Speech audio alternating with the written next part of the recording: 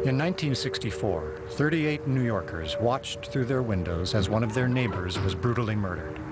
Her name was Kitty Genovese, a 28-year-old woman.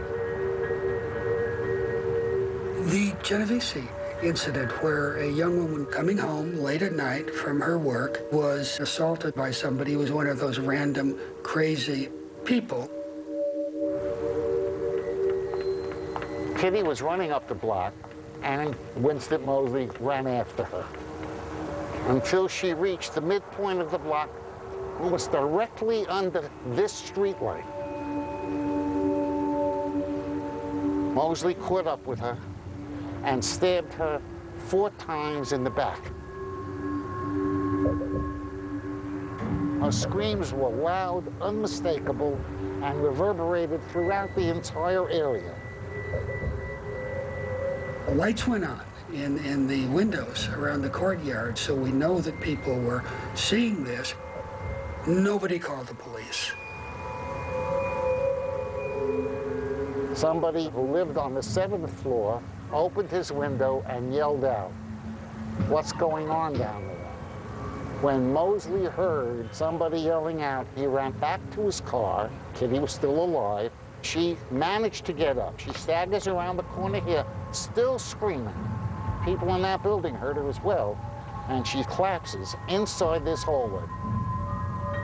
After stabbing Kitty another 8 times in this very hallway, the killer ran away, leaving Kitty to bleed to death.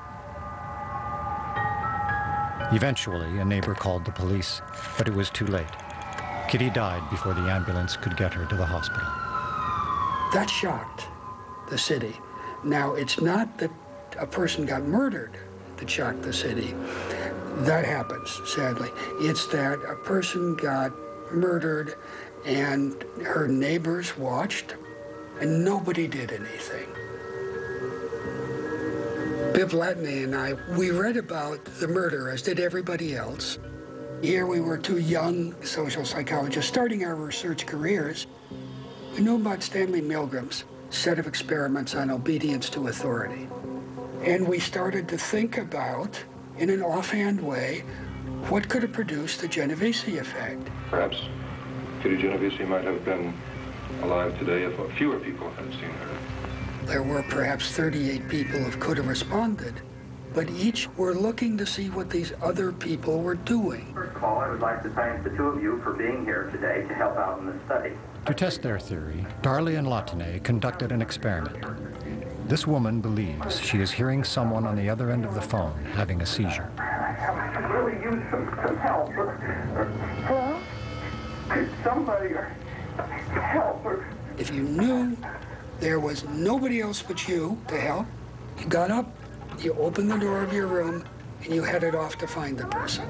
On the other hand, if there were 3 or 4 other people present who you heard, I would like to thank the 3 of you for being here today to help us with the study. We are interested in learning. You are much less likely to respond yourself. Somebody give me a little help here.